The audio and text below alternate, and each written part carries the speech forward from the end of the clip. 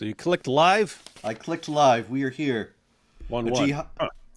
Oh, sorry about that. Sorry about that. a jihadi struck the city of New Orleans. 10 people dead and more jihad to come. And things ain't always as they seems. The Christian terrorist in France turned out to be another one. A jihadi, that is, who wanted to kill for Allah and found the Western authorities as soft as a marshmallow. Anyway, yes, bad poetry, ladies and gentlemen. But we are here, and it is This Week in Jihad. And the poetry is so bad, in fact, that nobody can make anything like it. I have to apologize. This has been a couple weeks now because we took a week for Christmas, and so I didn't set this up. So anybody who's here, I appreciate you being here. But those of you who are not here, we love you too.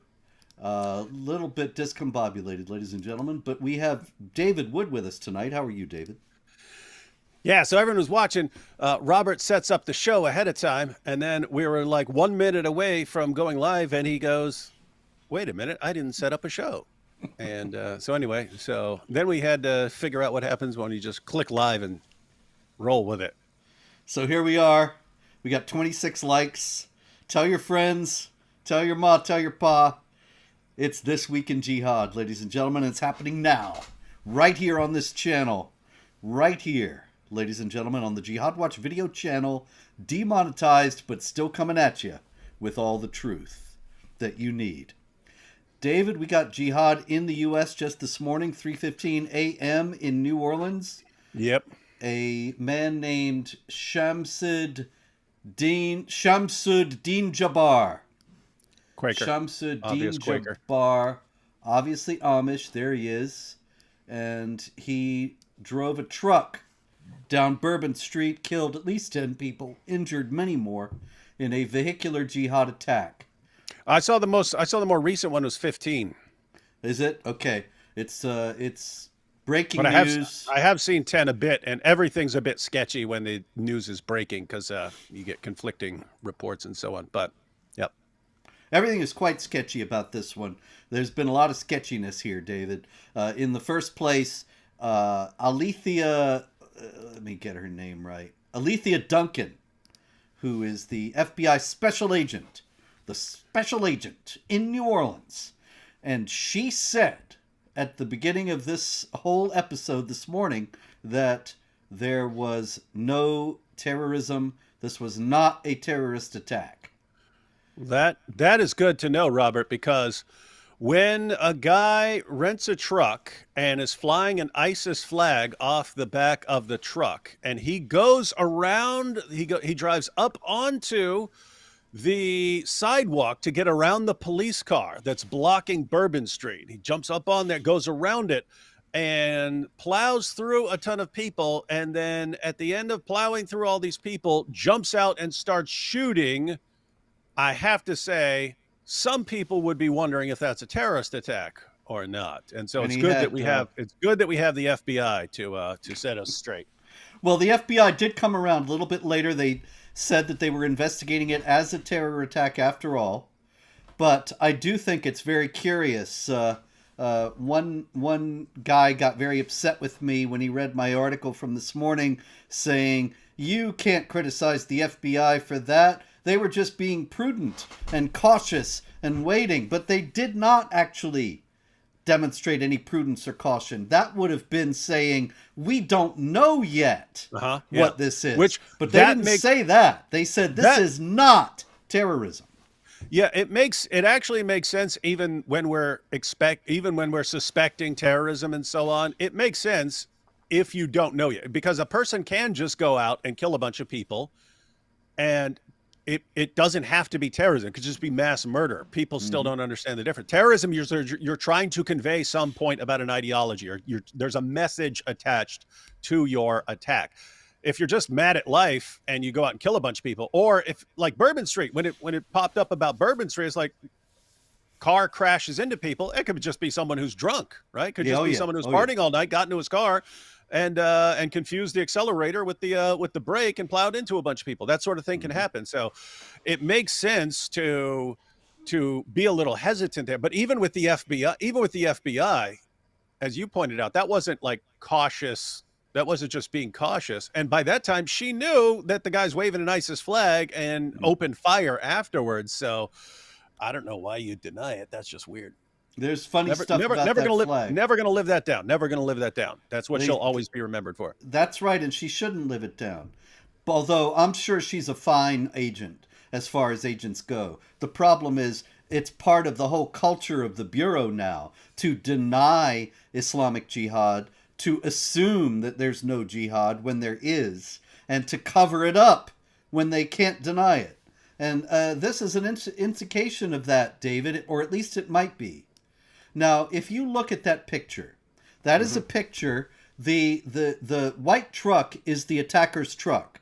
That is Shamsuddin Jabbar's truck.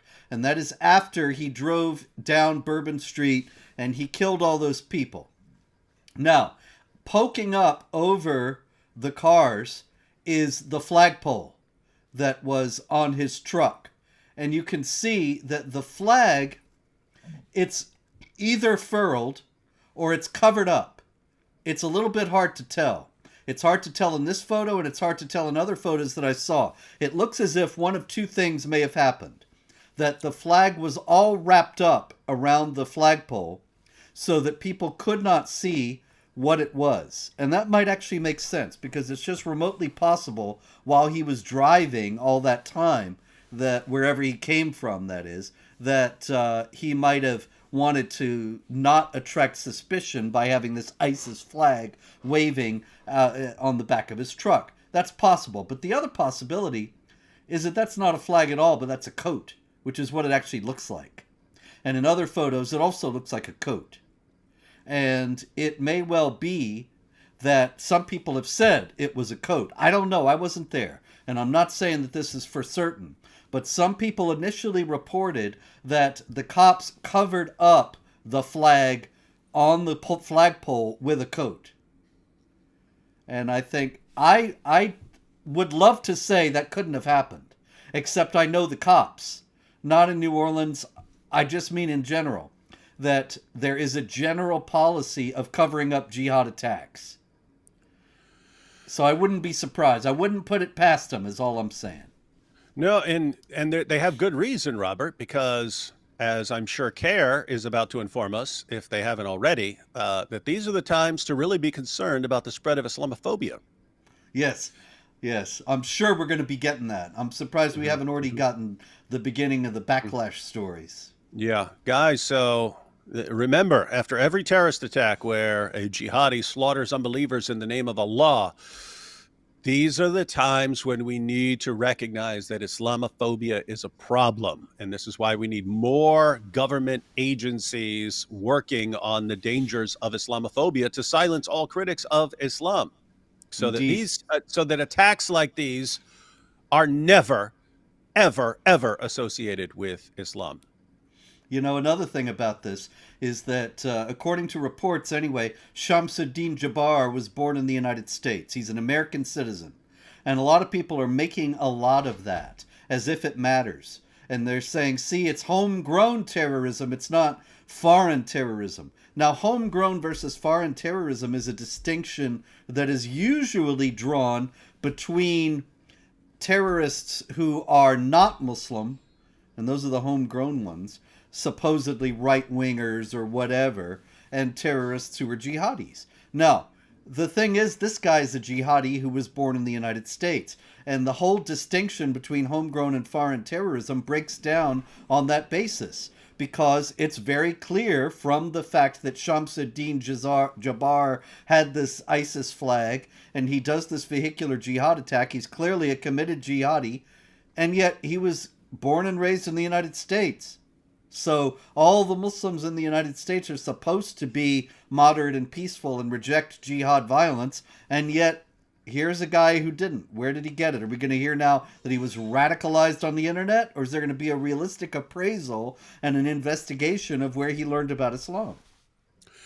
And Robert, these Texas Muslims, they're getting pretty creepy. And not just for this. So you had this attack. Remember a couple of was like 2 or 3 years ago. I know because I was at a debate, and while I was at a debate, literally while we're debating, there's a terrorist attack going on at a synagogue there in Texas. Um, so that was Texas. This guy is from Texas. You have the Muslim cowboy, one of the world's most prolific defenders of child marriage. He is from. He's a Texan.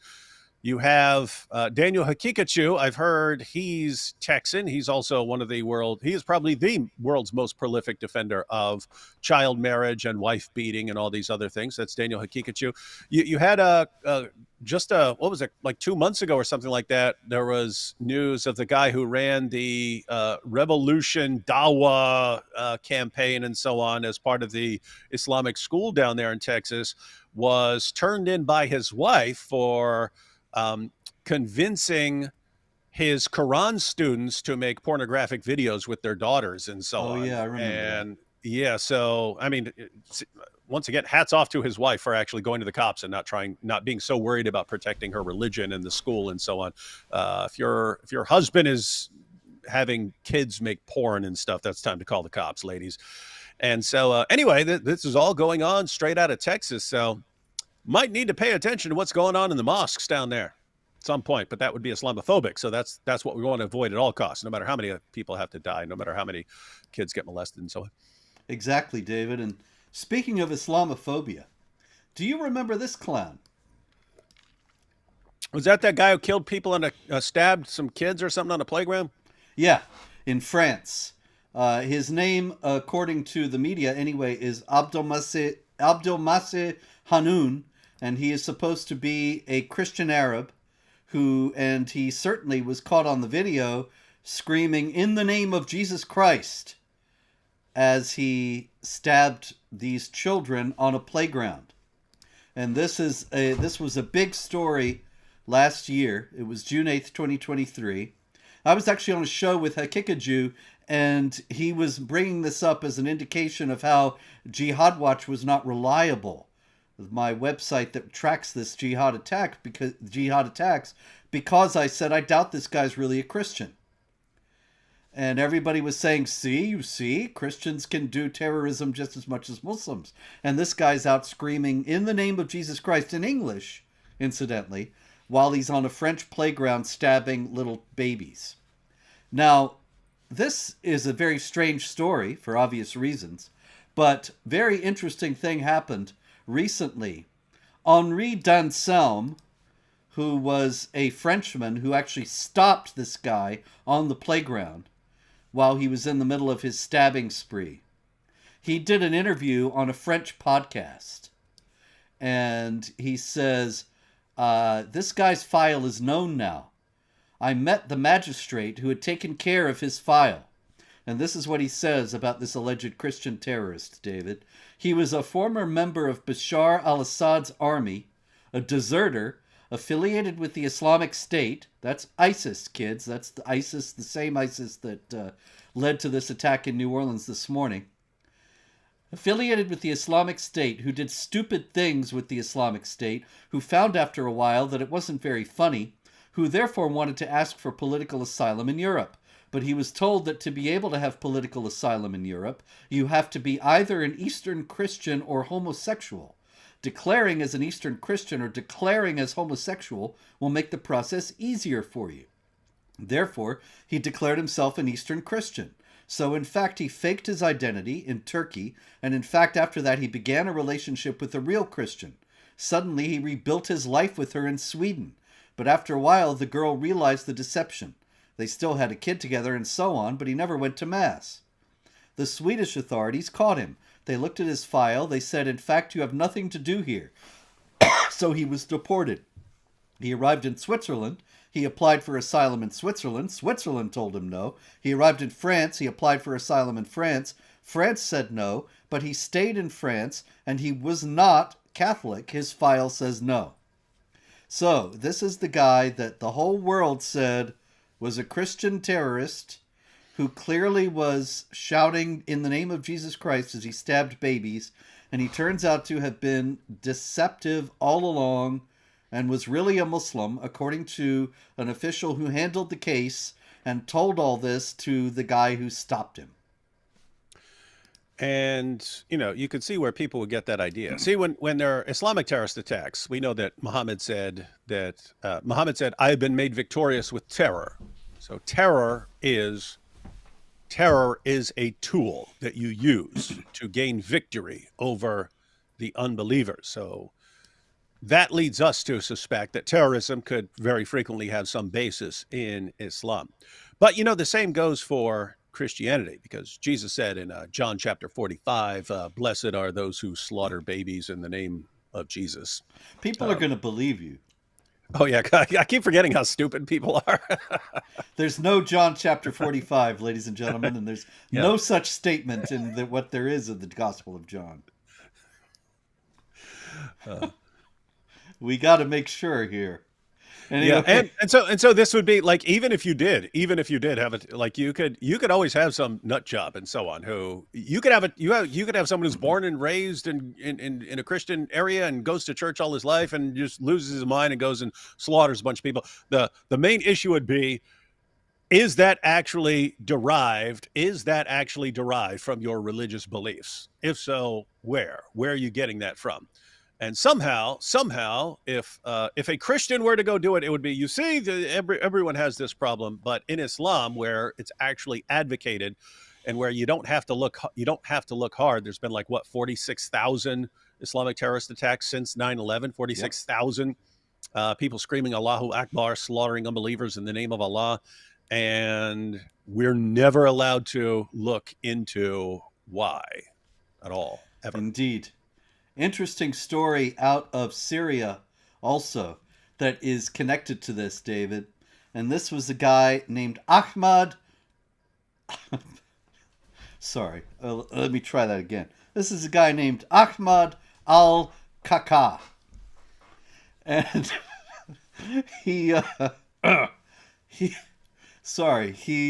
that's his real name. He said... They should have named him Dookie. That would have been funny, right? Dookie al-Kaka. There you go. Yes. Anyway, he put a lengthy message, posted photos, rather, on his Telegram account, asking people to come to Syria to wage jihad. And he says, "Oh Allah, a second migration in which we prostrate on the thresholds of Al-Aqsa Mosque as conquerors and glorifiers of Allah." But what is most interesting about what he says in all these calls for jihad is this. He says, "I'm not one of those who pretend to be an advocate of peace, and that we shall be busy with trade, teaching, and work. If that were the case, we would not have migrated to Syria. Rather, we are advocates of peace for those who are at peace with us, and advocates of war for those who are hostile to us, and our duty is to support the oppressed."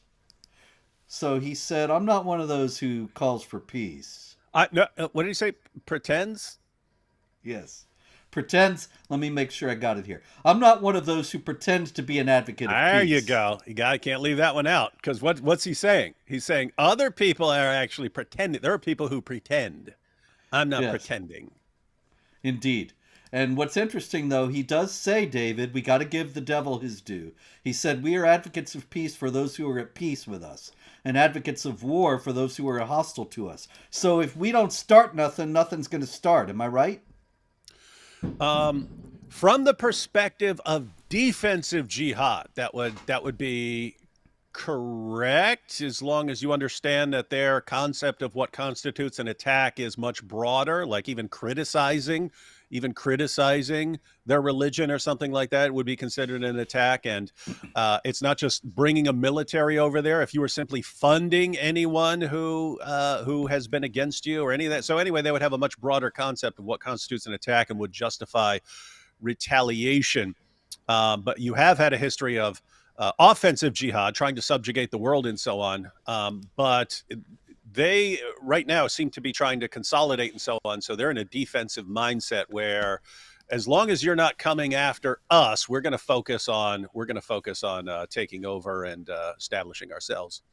Especially in Syria, where they can easily make the case that a Muslim land has been invaded, and thus defensive jihad becomes an obligation on the entire Muslim community worldwide, every individual Muslim.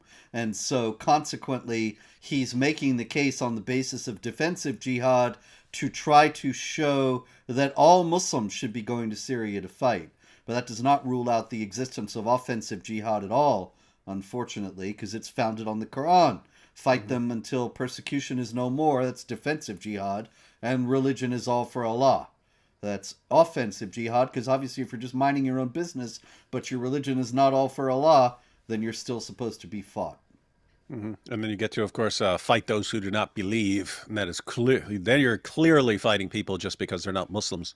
There you go. And that ties in with Muhammad. I've been commanded to fight people until they say there's no God but Allah and Muhammad is his messenger. I don't know how you can say that's defensive, but they do.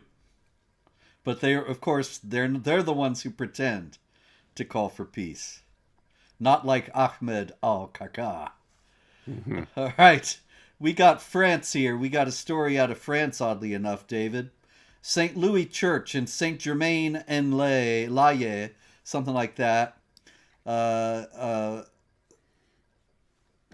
is this guy from? Let me see. Oh, there's no information. I'm sorry, there's no information about where he's from. But he walks into the church.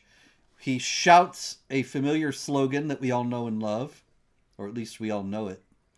And that would be, what do you think he shouted, David? Can you think of it? Peace and tolerance, or Allahu Akbar.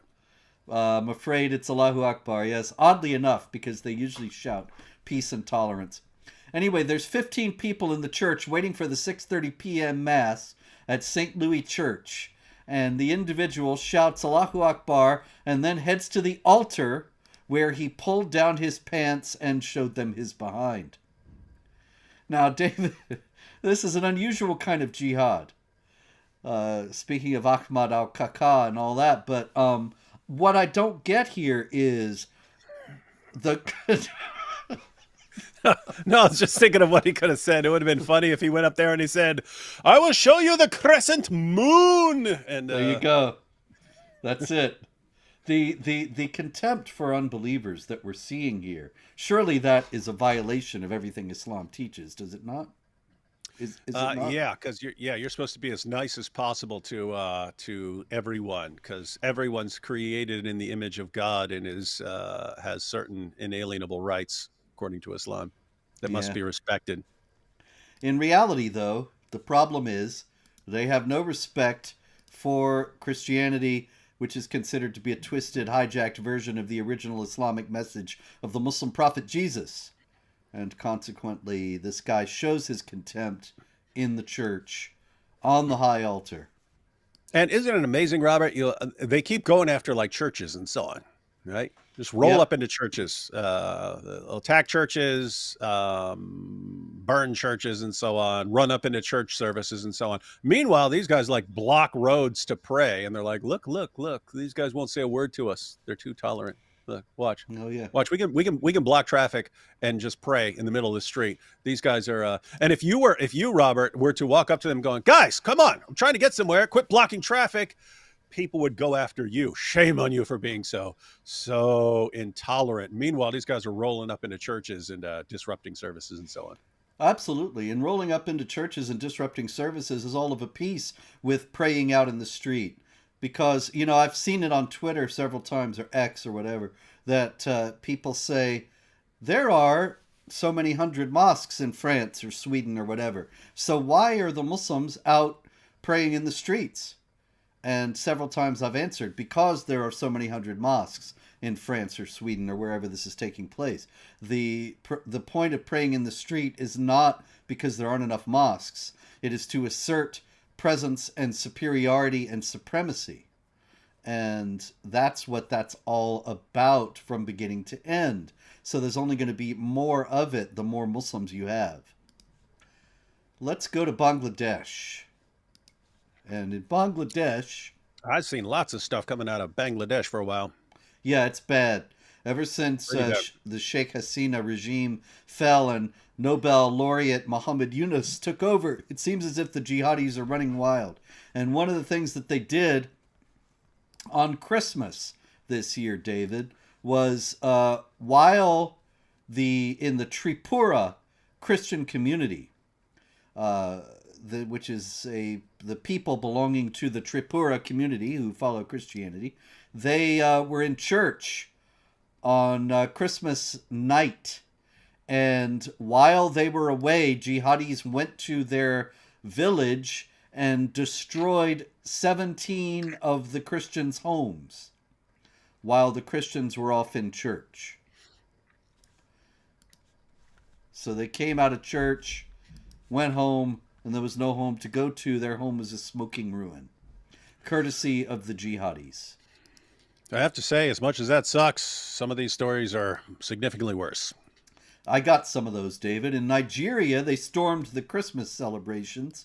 This was in Benue State, in the Kwande local government area, and the jihadis murdered 12 people and abducted 7 children as young as 2 and 6 years old. And this was going into the Christmas Day celebrations and killing people and abducting the children right there. But Robert, how have I not heard anything about that? I mean, I deal with jihad on a regular basis, and yet I never see this stuff. I check the news every day. I just don't see this stuff. What's going on? Every news article that the Western media publishes has to fit a narrative. And it's especially true when it comes to Muslims, that Muslims are brown victims and Christians are white oppressors. And every news story has to fit that. If it doesn't fit that, they won't print it. So when Nigerian Muslims kill Nigerian Christians, it does not fit the narrative. It is ignored. So I get these from sites that track Christian persecution. They are all laid out at jihadwatch.org with the source. You can check up on them yourselves, but they're not in the establishment media. It's weird. 3 days before Christmas, also in Nigeria, in Plateau State, armed jihadis killed 14 Christians, and those included a pregnant woman and a 1-year-old girl shortly after a Christmas carol service. And so that's 2 of the attacks during Christmas celebrations in Nigeria. Why are they targeting Christmas, David? What is the point?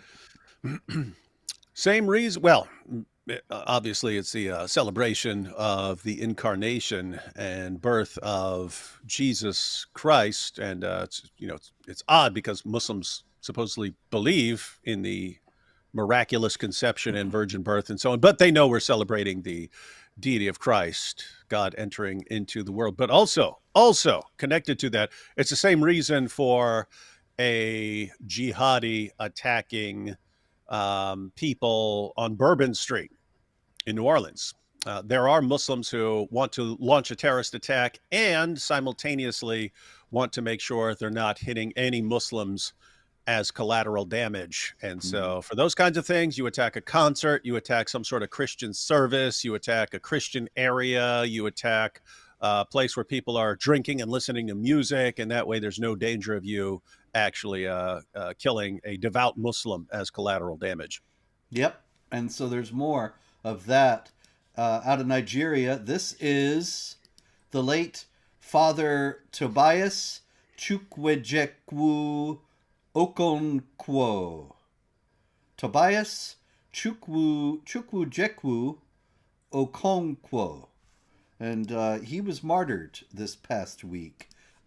He was a Catholic priest who was shot dead by jihadis on the day after Christmas, not long after the abduction of a 75-year-old retired Anglican archbishop, the Most Reverend Godwin Okpala, whose whereabouts remain unknown. And so this is an ongoing campaign of terror. Yes, somebody's asking. Yes, this is Father Okonkwo was a Catholic priest, and he was murdered by jihadis this past week. Not a peep about it. Not a peep about it. Meanwhile, this is... Hey, little side note, Robert. What do you think would have happened if it had been Christians slaughtering a Muslim imam? Oh, that we would hear about. There's That would no be doubt about international. that. That would be international news for the next 6 years, and Oh, would be yeah. brought up. Would be brought up anytime any Christians are slaughtered by Muslims, and we would say, "Look, these guys are slaughtering. These Christians are being slaughtered by Muslims." They would say, "Oh, but look when Christians killed the imam. See, everyone does this. Everyone." And not only that, but you and I would be blamed for it. Yep, be our fault. Yep. This is. Let me get his name here. I don't want to get these guys' names wrong. This is Al-Haji Lambo Ilela.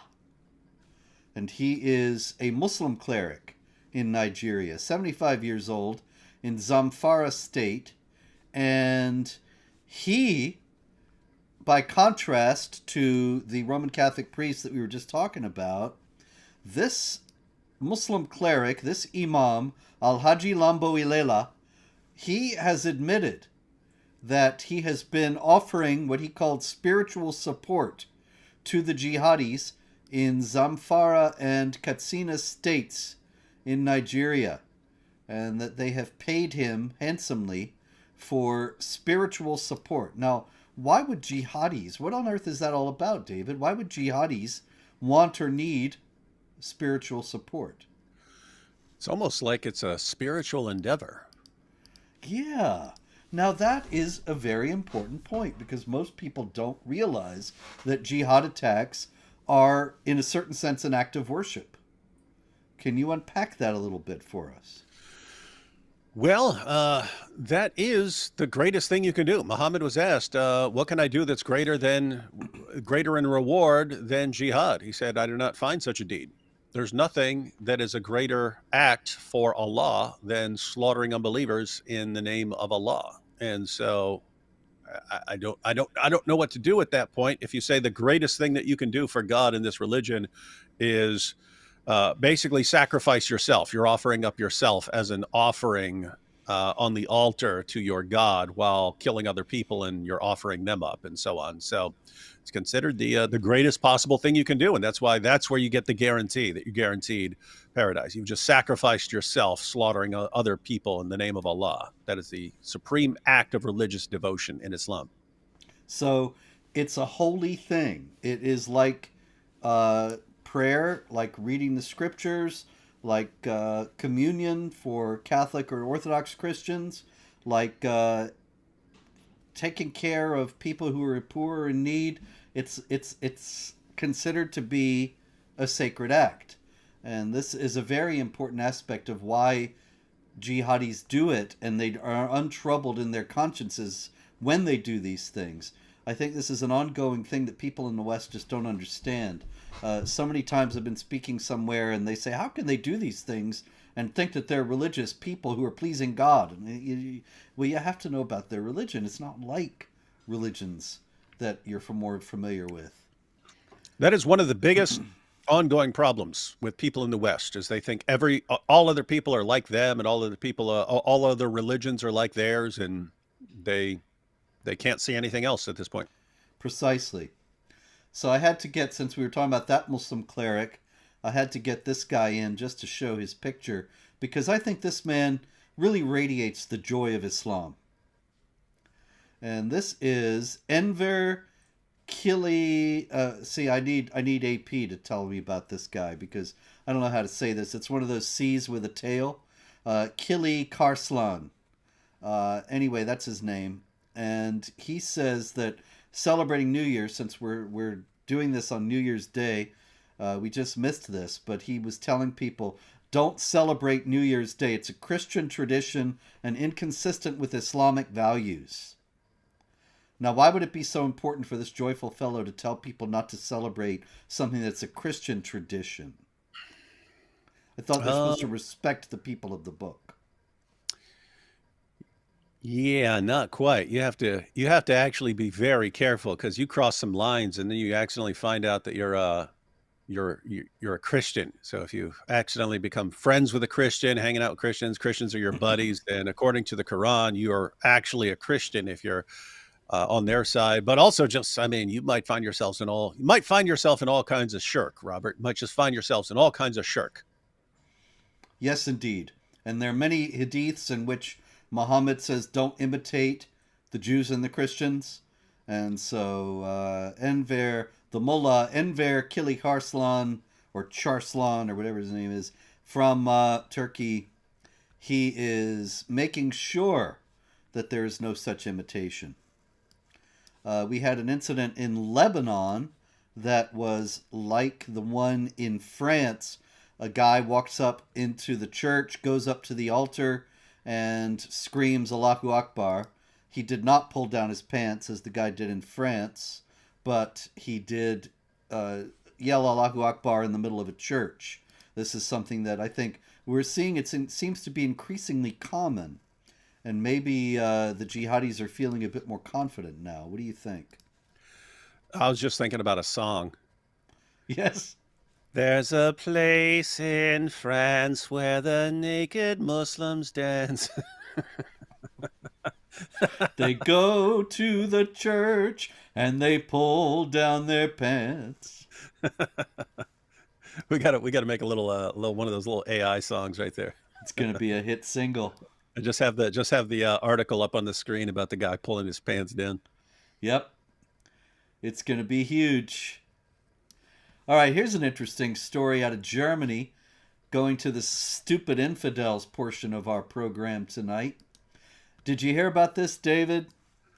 Now, the Magdeburg attack, we missed it because last week took off for Christmas.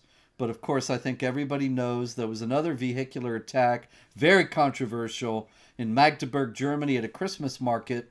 And the perpetrator was an ex-Muslim.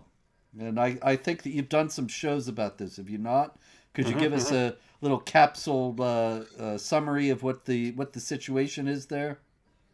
Well, so you had a guy who is officially an ex-Muslim, critic of Islam. His Twitter was filled with mockery of Islam for a long time.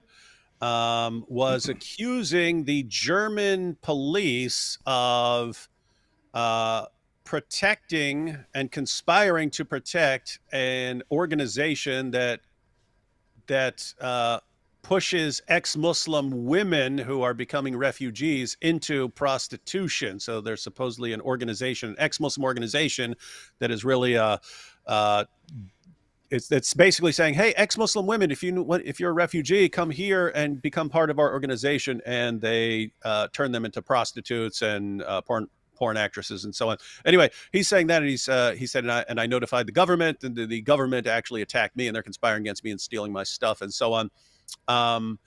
But he attacked a Christmas market, which would be a pretty characteristically jihad attack and so on. And so AP and I, by reading his posts and watching his videos, and because he's interacted with a lot of ex-Muslims over the years, everyone got creeped out by the dude, like there's something mentally wrong with this guy. And so we came down. We favor the view that he's actually like ex-Muslim, atheist with mental problems, and he's crazy. But we acknowledge that this is a situation where you have like 5 or 6 alternative theories which you can make a case for, because it's basically a situation where you have information to go on, but all the information comes from unreliable sources. Like him, if he's mental, he's pretty unreliable in what he's saying. If he's got a mental problem, if he's practicing taqiyya, he's an unreliable source of information. So whatever the information from him, it's all in question. And so and then you had information from Saudi Arabia saying, oh, but he fled us because he's doing this. Okay, I regard Saudi Arabia as an unreliable source of information. So we're in this weird situation where we say, okay, this is how it seems to us, but there are like 5 or 6 other positions you could take that we do not regard as like. Sometimes people have a position, you just say, okay, that's insane, right? Like if you're looking at this terrorist attack and saying that it's actually it's the U.S. government launching this attack because they want to attack Iran. That's what Candace Owens suggested, right? The United States is behind this attack to justify an invasion of Iran. This guy's from Texas, right?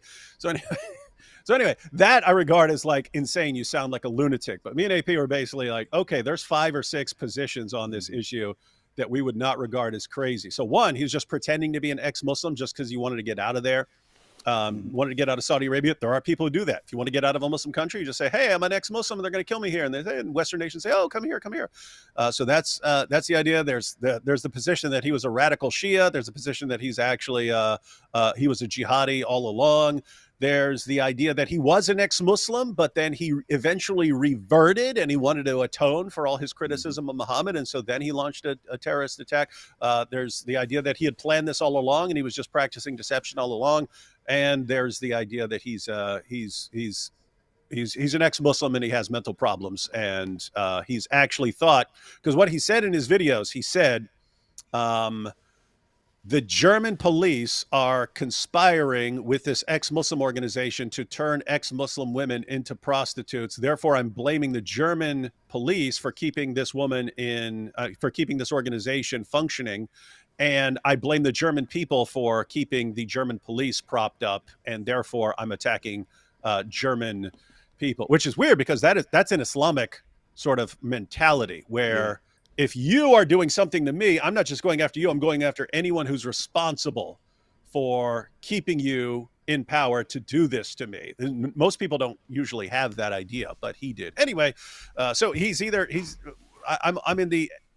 favor the ex-Muslim with mental problems view, but also combined with he was influenced by his upbringing in Saudi Arabia to think that you can attack anyone and so on. With that said, again, there are like 5 or 6 other views that you could make sense of because the information is inherently unreliable. There were a couple of ex-Muslims who I saw. One of them said he was never a real ex-Muslim. I knew this guy and he was a devout Shiite. And another one said he was never an ex-Muslim. I knew this guy. He was a devout Sunni. And I thought, well, that's interesting. And I put both on Jihad Watch because I thought, well, I don't know if he was a Sunni or Shiite.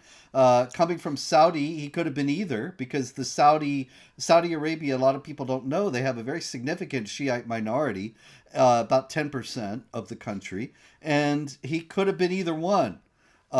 Maybe the people who knew him weren't sure themselves, but they did agree on the idea that he was not really an ex-Muslim. They had interaction with him. I don't know. We may never know, but in any case, I only brought it up tonight because they're a very interesting sidebar to the whole incident came to light in the last few days. And that was reported in the German press. It said that a firm was hired, David, to provide security at the Magdeburg Christmas market. And do you know this story? Nope. The name of the firm they hired was Mecca Security. I guess that's kind of smart. That's like France for the Olympics. Who did they get to do their security? Like Qatar or something like that? Yeah, that's right. Yeah. Yeah. Hey, let's get. It's actually pretty. It's messed up, but it's smart. It's like, hey, let's get the mafia to protect our stuff, because then. I mean, well, there were two. Maybe people will be less inclined to attack if we have Muslim security. There was a big gap between the bollards, the anti-jihad bollards that they had set up to protect the Christmas market, and that's where he drove his truck through. So you got to wonder if he got tipped off and if Mecca Security was involved. It's questions should be asked. Meanwhile, however, the German government is going with one story. You saw this, I'm sure. Nancy Faeser, the foreign minister. Where is she? I know I have her picture here. There she is.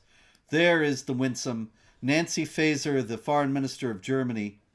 And she said the Magdeburg attacker was obviously Islamophobic.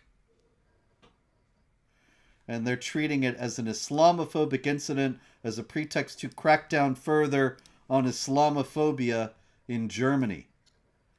Now, of all the different scenarios for this thing, why is that the craziest?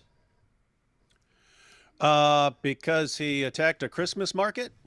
Yeah, if he was obviously Islamophobic, there are plenty of mosques in Germany or other Islamic installations that he could have attacked.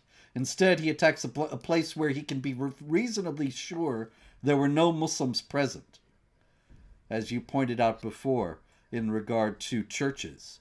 That these are places that jihadis like to target because they can be sure there won't be any Muslims involved as collateral damage. And so Christmas market, it's a favored jihadi target. There have been several jihad massacres at Christmas market, several foiled plots just this past Christmas. But she's sure it's an Islamophobic attack.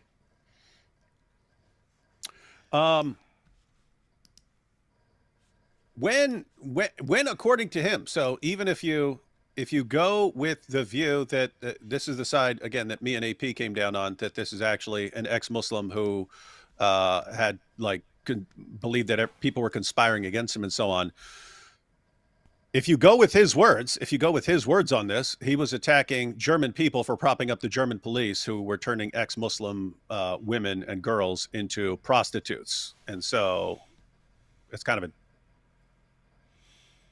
that's not Islamophobic there. That's the German government is conspiring against me and stealing my stuff to silence me for exposing their scandal of turning ex-Muslim women and girls into prostitutes and porn actresses.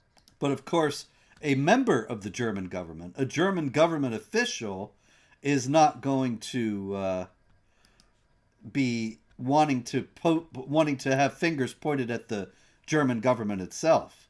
Yeah, of course not. So he's happy to deflect. So this kind of proves him right. You see, the German government's still conspiring to cover up his message.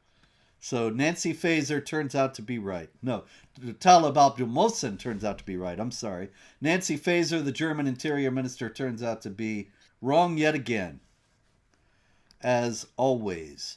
Meanwhile, another news item that happened this past week, David, is that former President Jimmy Carter is no longer with us.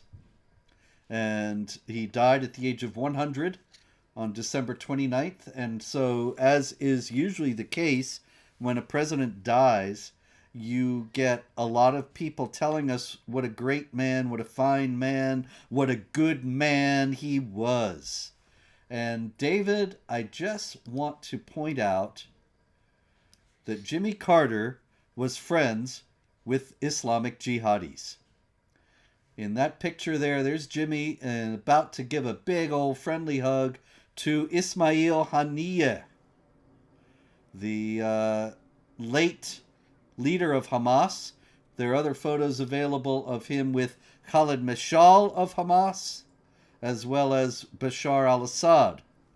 And Jimmy Carter, of course, was criticized for his deeply unfair criticisms of Israel as an apartheid state and all that. But a lot of people don't know how friendly he was to actual jihadis. Well, we don't know the context of that picture, Robert. Suppose that the jihadi broke the world record for eating peanuts. I mean, look at him. And Jimmy Carter wanted to thank him personally for funding his peanut farms, and so reached out and embraced. No, I saw years ago, I forget where this was. It was either at ISNA or I think it was at ISNA, the Islamic Society of North America. But I went there, and Jimmy Carter was one of the speakers.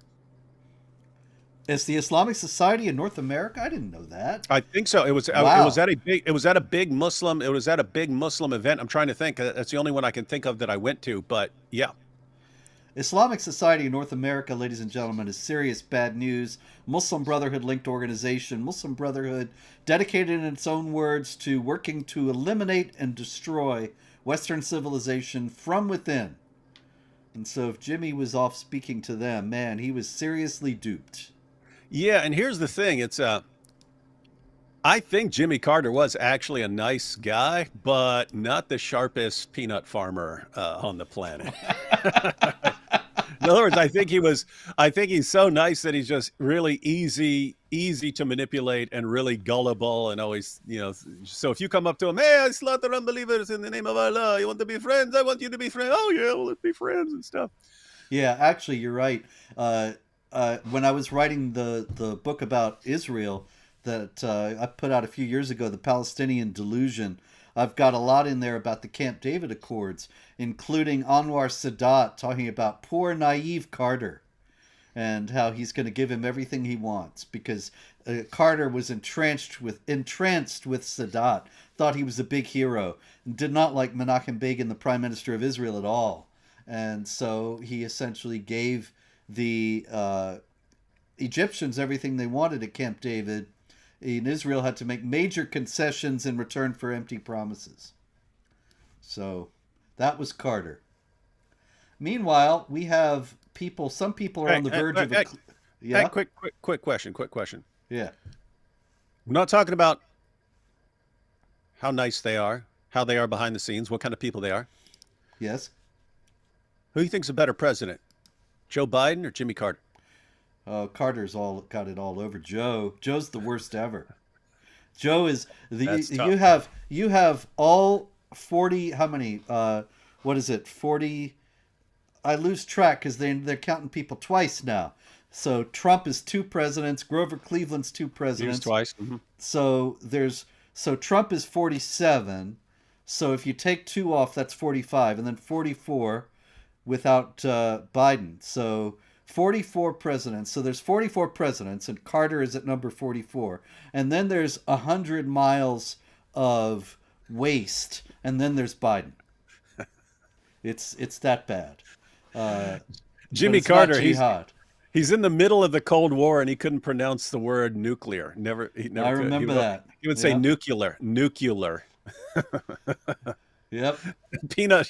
They elected a peanut farmer, and he's talking about his concern about nuclear weapons. Oh yeah, those are great days. Well, everybody was upset with Richard Nixon, so they would have voted for anybody over. Then they got sick of Jimmy Carter for being a crap leader and stuff, and Ronald Reagan had the sickest burn. This is why they called him the Great Communicator. Ronald Reagan had the sickest burn of all time I've ever seen, and he had several. But Jimmy Carter was asked about whether the recession is going to turn into a depression, and Jimmy Carter goes, "Well, I don't know the difference between a recession and a depression."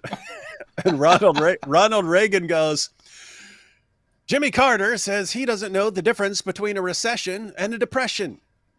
Well, let me explain it for him. A recession is when a neighbor loses his job. A depression is when you lose yours. And this one won't end until Jimmy Carter loses his." And I was like, whoa, they called him the Great Communicator for a reason, man. Yep. I loved the famous age thing he did with Walter Mondale in '84. Another brilliant move. Yeah, that was crazy. Anyway, all right. Look, we got to go back to Jihad here, Dave, a little bit. This is Bertrand Chamoulaud, and he is the head of the National Directorate for Territorial Intelligence at the French Ministry of the Interior. And he just got a clue, David. He said that the Muslim Brotherhood is working to turn France into an Islamic caliphate. And I think, what was your first clue, Bertrand Chamoulaud? It's only been 20, 30, 40 years since it's been obvious. Proclaiming it, of them shouting it from the rooftops.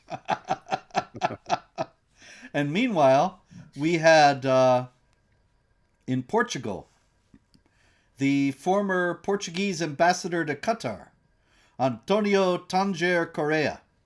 And he said that Qatar is trying to establish an Islamic caliphate. And I thought, now there's a dark horse candidate, because we know Turkey's trying to establish a caliphate. We know that ISIS claims to be a caliphate. Mm-hmm. And we know that there are people trying to establish caliphates in Europe. So now we got Qatar trying to establish a caliphate. Is that at all remotely plausible, David? Really? Yeah, and this is matter of fact, after the Shia crescent started collapsing, I posted. I said the Shia axis ruled axis of terror run by Iran is collapsing. It's going to be replaced by a Sunni axis of terror led by Turkey. But there I was talking about something local. They had their ideas on like the Ottoman Empire, right? It's like Putin wants. It's like Putin. He would love to kind of have what the Soviet Union once had. Mm-hmm. You have Erdogan, who would like to have what the Ottoman Empire used to have, but that's local. Qatar is actually like they're buying up everything around the world. They own like 20% of Heathrow Airport now, but they're the biggest shareholder in like the biggest supermarket chain in the UK. They're the biggest foreign funder of various universities and so on in the United States. And they're not just being generous and saying, "Here, take hundreds of millions of dollars." There are connections, and it's been studied how the money from Qatar that's funding into these universities, you suddenly see an uptick in pro-Palestinian articles and so on, and fewer articles going against that narrative from the professors on these campuses and so on. So these guys are being smart about it, and that's actually more concerning. Well, like if you have Iran, we're going to terrorize the world and take it all and slaughter, death to America, death to Israel. That's dangerous. But at least you can spot those guys. You can spot those guys really quick. Erdogan, he wants like a local caliphate and so on for now, but harder to spot. I mean, he's a NATO ally. Harder to spot, right? Doesn't just come right out of it and start saying death to everyone, right? But Qatar is just, hey guys, money, here's money, here's money, here's money, here's money, here's money, and all that money. On the one hand, they're investing in businesses around the world, in which case now they're making money for the future for their projects. But the money that they just give to people as donations and so on, that's always tied to furthering their agenda. And these guys are in bed with the Muslim Brotherhood. They're buddies with the Muslim Brotherhood. And every American Muslim organization of any significance is tied to the Muslim Brotherhood.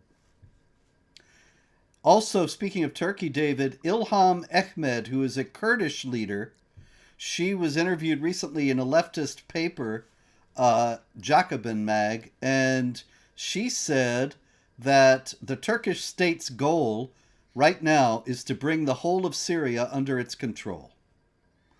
And that, of course, is in line with Erdogan's caliphate dreams. Meanwhile, I wanted to take it back to Canada. Let me get this guy. Here he is. This is Tariq Abdul Halim. And he is a Muslim cleric in Canada. And he is openly in favor of Al-Qaeda and in favor of jihad in Syria. He urged the new government in Syria to impose martial law, leave the door to jihad open, do not dissolve the Sunni factions, enforce justice quickly and severely. And he said, the Alawites killed 2 million Sunnis. I don't know if that's true or not. This is what he said. But certainly Assad's regime was repressive enough. Could be true. Isn't killing 10 or 15,000 Alawites an appropriate response? That's what he said in a sermon this past week. And what I wonder is, why is this man in Canada? Probably Trudeau's favorite pen pal or something. Oh, yeah. Interestingly enough, in Canada, there is an official department. There's an official Islamophobia czar, Amira El-Gawabi. Yes. Can't have enough of those. Polices Islamophobia in Canada. And Pierre Poilievre, the opposition leader in Canada, the guy who you said had the Frenchiest name that you had ever seen, he said that he was going to dissolve the Islamophobia ministry if he becomes Prime Minister of Canada this year, which could well happen because the government of Justin Trudeau has suffered some serious setbacks recently, and it may be on the ropes. I think it's going to be a fun year, Robert. Fun year. Yep. Speaking of Canada, we also had a lady we talked about a few weeks ago. You remember that there was a couple in Washington State, Ishan Ali and his wife Zahra Subhi Mohsen Ali. They have a 17-year-old daughter who they tried to murder in an honor killing because she refused to go back to Iraq for an arranged marriage, and the husband was strangling her outside of her high school and was Yeah. stopped by some of the students there. Yeah. Some of She the was students mom. stepped up. Hmm. The mom was charged with attempted murder, kidnapping, and assault, and she was just caught trying to sneak into Canada. I suspect she thought in Canada, they're all worried about Islamophobia. She's not going to have trouble there. Hmm. Hmm. And she's got a point. She's got a point. Yep. Unfortunately, though, she was stopped, so we will be keeping up with that case in 2025. There's likely to be more jihad in 2025. We already had a big one, and it's only the first day, so stay with us, ladies and gentlemen. We'll be back next week, God willing, with more jihad, and till then, pray, hope, don't worry.